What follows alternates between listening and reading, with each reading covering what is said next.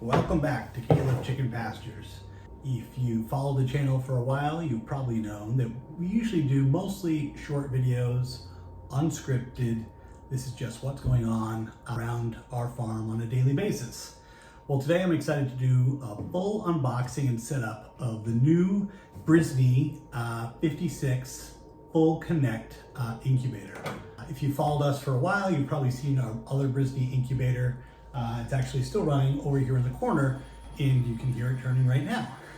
I love the Brinsea incubators. They maintain really great temperature control, really good humidity settings, and so I was really excited for when the Ovation 56 has come out. This is a full app-connected incubator where you can adjust all of your settings through the app. So I haven't done anything with it yet. I've just simply taken it out of the box. So we're going to go through a setup today. So in the box comes with your standard manual and some paperwork and some instructions on not only hatching, but the setup and taking care of baby chicks. I have the connection cord, the electrical cord. Here is the top, the double insulated top here. And you can see on this one, it's got the same Brinsea kind of panel as the old 56 Ovation incubator, but it's also got the connect button up here, so you can tell this is a full Wi-Fi version of this incubator. Set this off to the side. Also in the box is your silicone pump hose. I'll show you how to install that in just a second. You've got your evaporation pad as well, and I will once again show you how to set that up in a second. Then we've got in here two covers for the two ports in the incubator, and then these are your hatching trays. These are rocking trays. I'll show you how they work in just a second. They generally fit 7 standard sized chicken eggs inside of them. So 7 times 8 is 56 if I'm doing my math correctly, and I'll show you the rest of the base. So in here is, if you're doing automatic turning, this is your automatic turning piece here. Kind of rocks back and forth. We'll show you that setup in a second. And then here is a hatching pad. These are really important to use something like this in the bottom of the incubator when you are hatching. I typically put it in when it comes time for lockdown. The reason is, if you look at the base here, it is pretty slippery, and whether it's baby chickens or baby quails or whatever you're hatching, their feet and their legs are very, very fragile.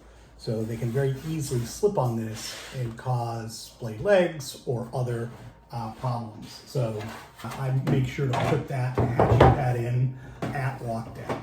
So to set this up, we'll do the pump, which is the most difficult piece, in just a second here. The easiest part is this. So we're going to take first, this is the evaporation pad, and there's 2 different ports down inside. And you can see there's one over here and one over here. Only one of these gets filled with one of these evaporation pads, and it's the one that is actually going to take the water.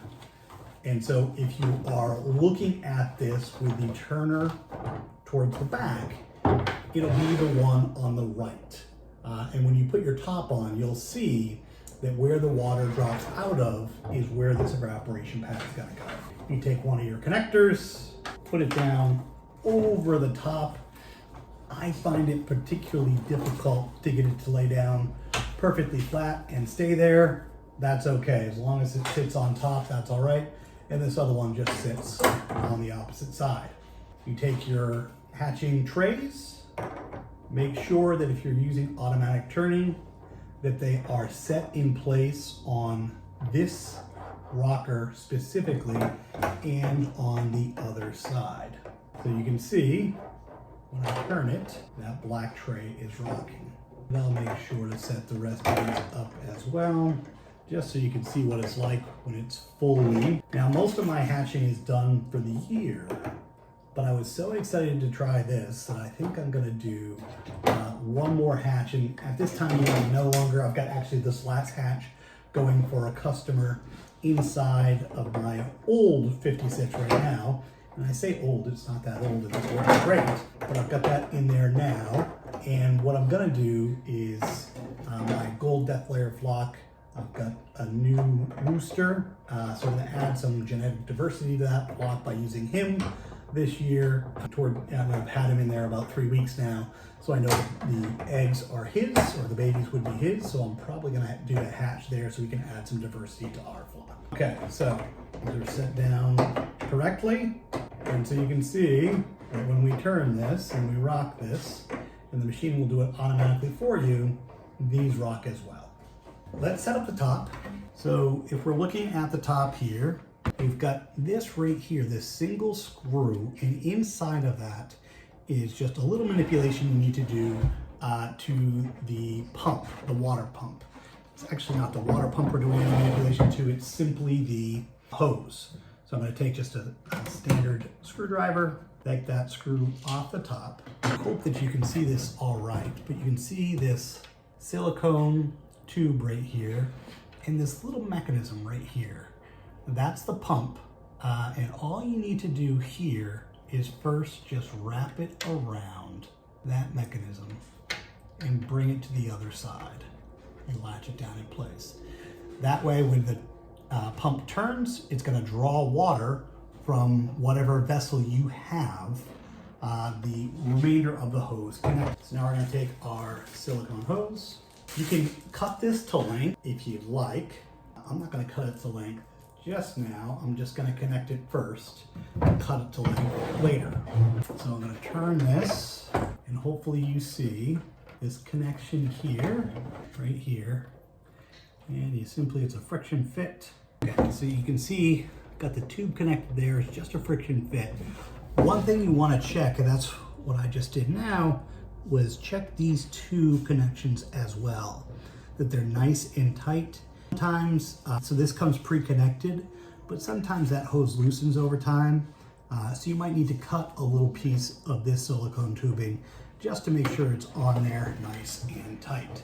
Get that hose out of the way, and this is how your top sits on the incubator. One thing you want to make sure of is out back is where the motor is to the incubator. And the motor needs to sit on, turn this around to show you. So down here, you can see back here, here's where the motor is. You can see those little gears back there through the plastic. And that needs to sit on that yellow piece there. So when it turns, the motor works. All right, so that setup took me, I don't know, not even 5 minutes to unbox and set up.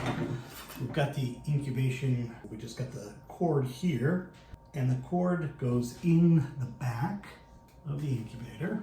And there are going to be two ways to adjust the settings on this one, and this is what I think is going to be really interesting about it. So if this one works nearly as well as the other Brinsea incubators, the humidity is going to maintain great temperature, the temperature is going to remain consistent, which will be great.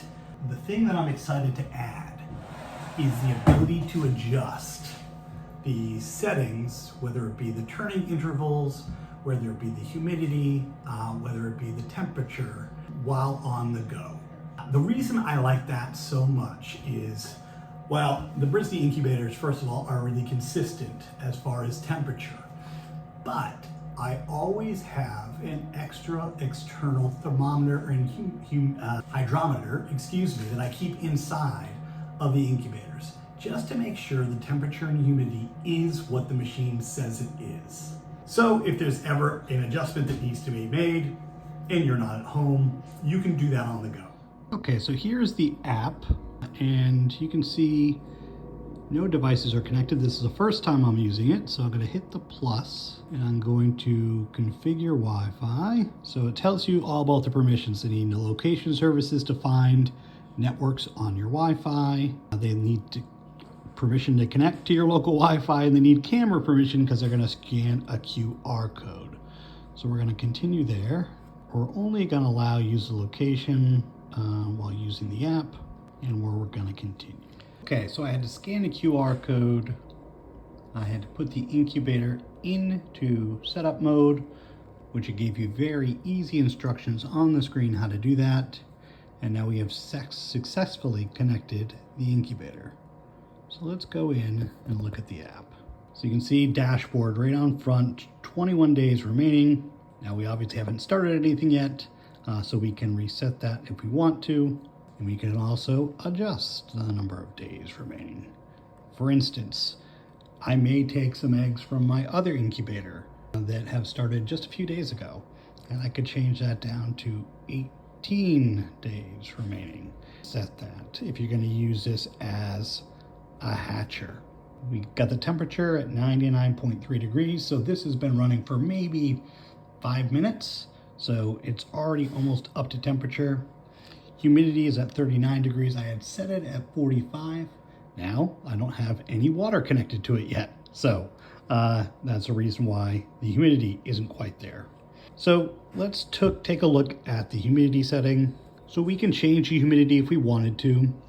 So depending on what type of breed I'm hatching during lockdown, I might change the humidity from 45 up a little bit, or depending on the breed, I might keep it right where it is. So I'm going to leave it right where it is for now.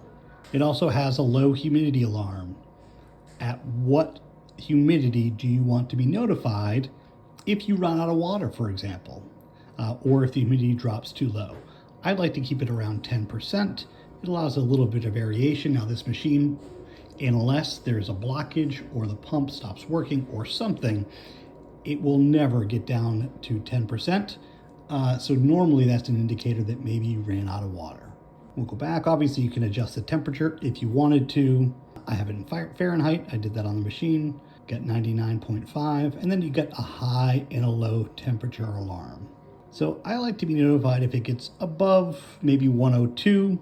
This is set at basically around 103. That's perfectly fine. The low temperature, I like to be notified if it gets down below 95. This is around 94. That's fine as well. Periodic cooling. So I have this disabled right now, but you can enable that. If you think about in nature, how your broody hens will get up once, maybe even twice a day, go out, they'll get a drink of water, they'll pee, they'll poop, all of that, maybe get something to eat, and maybe for around 30 minutes. So some people think that this is going to better mimic what it would be like in nature. Now I will also tell you that because these incubators are so well insulated, it takes a long time for them to really come down. So this is going to temporarily stop the heat, but it's not going to cool all that much. Turning, automatic turning. So we have this on automatic mode. Now here is where you can turn it to off if you wanted to. Right now we're on, and the interval. So every 45 minutes, but you can change that to every, for instance, 60 minutes. Do you want it to beep? I do not want it to beep. This is one thing, these incubators, and you can hear slightly in the background. It's very quiet. The only thing that tends to make noise is when it turns. So what I like to do, if we're going to keep this in a room where we might be at night, is to go ahead and turn that off. Now the last thing I'm going to do here is do a test turn. Go over to here, and you can see they are rocking. Perfect. So you can see that turned, which is great. So I'm going to do one more test turn here just so you can see it a little bit better. Perfect. So you see how those rocked back and forth. So we'll go ahead and save those settings and go back out, back to the dashboard. Now you can see in here, incubator settings. We have all sorts of things in there that you can, obviously we've gone through the changing of the humidity or the temperature, the periodic cooling, the turning, incubation days, and the Wi-Fi device name. So if you had multiple of the connected devices out there, you could change the name, so you could set it so you knew which one you were looking at. I've only got one at the time, so I'm not going to need to change that name. Okay, so we've got both going side by side. I usually use a gallon jug of distilled water next to the incubator to go ahead and put it in. Now, no free advertising, but you can see the type of bourbon I prefer, and this bottle happens to fit just perfectly between the two. So what I'm going to take is the old incubators tube. Put that right down if I can get a standy hand. There we go, right down in there. Beautiful. I like to make sure it goes all the way to the bottom, and I'll do that in just a second. Now, you can see they give you lots of extra tubing here. I don't need nearly this much, so I'm gonna cut that tubing and put that down in as well. All right, I've finished the setup. Got a few eggs over here in the old Brinsea. We've got 21 eggs over here. I usually am a fan of filling these things up, but it's the last 1 or 2 hatches of the year. So this is it, and I will see you in a few weeks, hopefully with a great hatch result.